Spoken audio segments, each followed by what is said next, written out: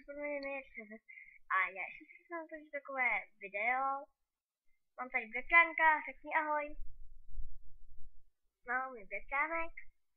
Takže toto video bude vlastně, že mám nový mikrofon, dostal jsem včera, jsem to koupit.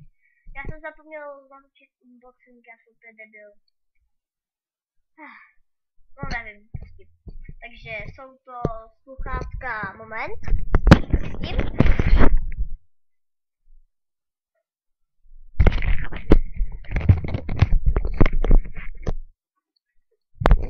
Jsou to sluchátka Genius HS-G502 z krabice, takhle nějak vypadá, jo, zezadu takhle. Dostal jsem k tomu takovýhle masakrní obrázek, to byl na zadku té krabice, no, takže tohle jsem to opět a zase já, no, dneska mám ty nározky. To je bratránek na návštěvu, dělám tady v pokoji bordel, že jo? No, kývá, že jo? No, jinak mám tady obrovský plakát, klidně vám ho ukážu.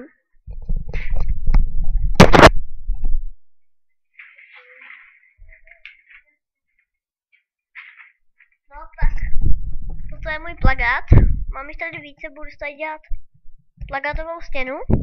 No, jo. Tak, tohle by bylo asi z dnešní informačky o nových sluchátkách vše. Takhle v nich vypadám, jo.